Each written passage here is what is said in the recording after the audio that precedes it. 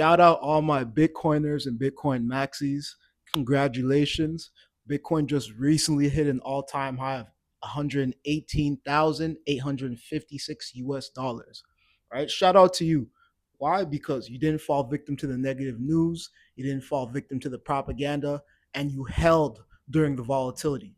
Right? So you deserve all the riches that you're getting now. Right? The most important thing anyone could do right now is to buy Bitcoin. The second most important thing you could do is storing your Bitcoin in cold storage. And this is what this video is going to be about. It is of the utmost importance that when you buy Bitcoin on an exchange, that you transfer it to cold storage as soon as possible. If you don't transfer your Bitcoin to cold storage, you don't own your Bitcoin. The exchange does. Centralized exchanges like ShakePay, like Crypto.com, like Coinbase, like Kraken, like Newton, and so on and so forth, they don't provide you with the private keys. And without the private keys, you can't control your Bitcoin, right? And you know what the saying is in the Bitcoin community: not your keys, not your coin, or not your keys, not your cheese. You feel me?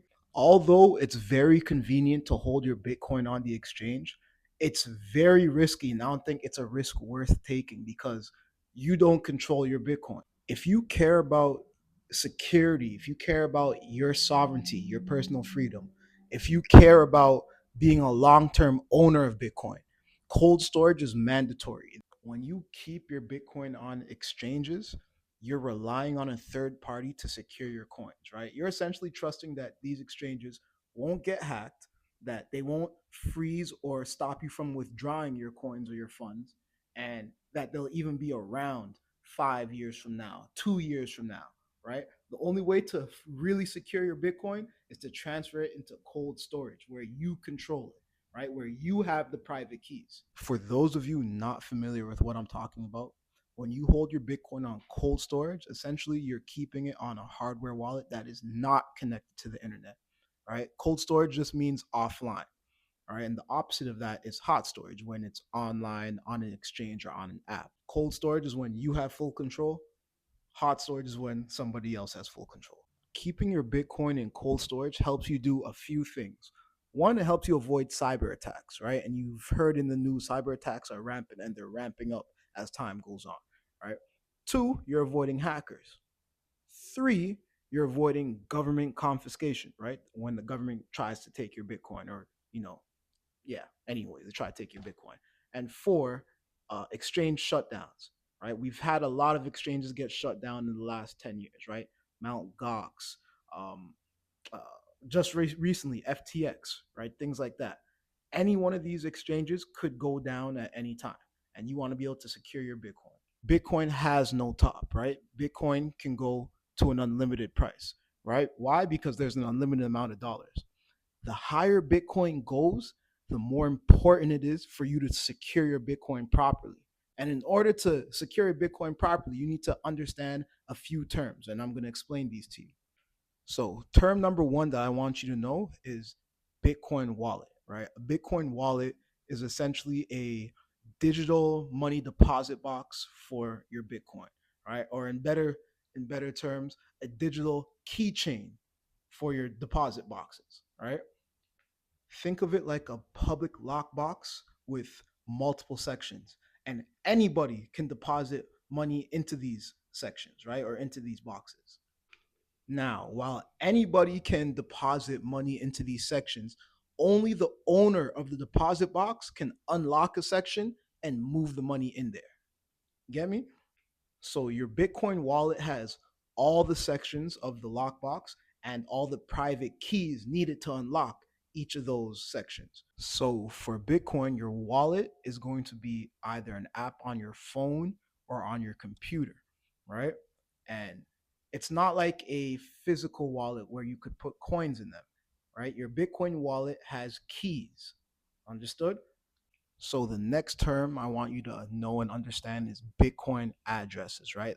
I want you to think of your Bitcoin address like a receiving address, right? So it's usually one or more unique addresses for your Bitcoin on the Bitcoin blockchain, right? Think of your Bitcoin address as like a deposit box number at a bank, right? This is the address that you give to people who want to send you money. It's okay to give this address out because anyone can see it, right? Anyone can see it on the Bitcoin blockchain and anyone can send you money, but only you can access it. And your Bitcoin address is usually going to consist of a long series of numbers and letters, right? All right, now this is probably the most important thing you need to know and understand, right? So, all the private keys that are in your Bitcoin wallet and all your Bitcoin addresses come from your seed. So your seed is like a it's like a magic master key, right? That can rebuild your entire keychain if you lose it. It's the root of all your private keys, all the keys to those section boxes in your lockbox. Now listen very carefully. Whoever controls the seed controls the funds. So your seed phrase is a collection of 12 to 24 words that give you access to your Bitcoin wallet, right? But you have to remember them in a very specific order.